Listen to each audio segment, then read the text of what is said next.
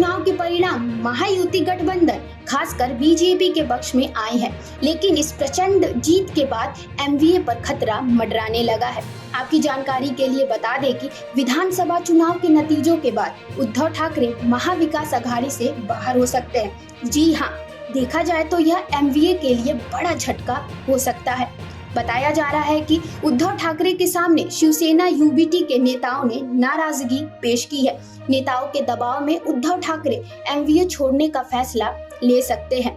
महाराष्ट्र चुनाव में हारे हुए यूबीटी नेताओं ने उद्धव ठाकरे से कहा कि अब इस गठबंधन से बाहर निकल जाए, क्योंकि अघाड़ी में रहने का उन्हें कोई फायदा नहीं हुआ है। हारे हुए प्रत्याशियों ने आवाज उठाई है कि अब आगामी चुनाव उन्हें स्वतंत्र रूप से लड़ना चाहिए।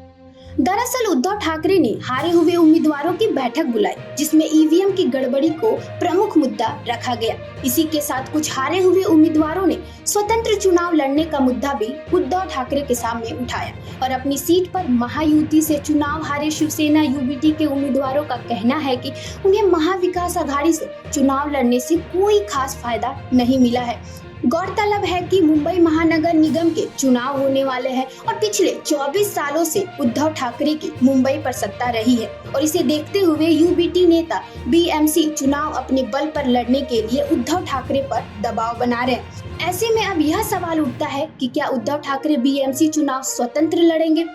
उद्धव सेना के महाराष्ट्र विधानसभा चुनाव 2024 में 97 सीटों पर चुनाव लड़ा था, जिसमें से केवल 20 सीटों पर ही कब्जा कर सके। इसके अलावा कांग्रेस को 16 और शरद पवार की एनसीपी को केवल 10 सीटें हासिल हुई।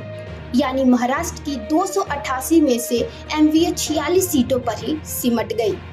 उद्धव सेना ने महाराष्ट्र विधानसभा चुनाव 2024 में 97 सीटों पर चुनाव लड़ा था, जिसमें से केवल 20 सीटों पर ही कब्जा कर सकी। इसके अलावा कांग्रेस को 16 और शरद पवार की एनसीपी को केवल 10 सीटें हासिल हुई। यानी महाराष्ट्र की 288 सीटों में से एमवीए को 46 सीटें ही मिली।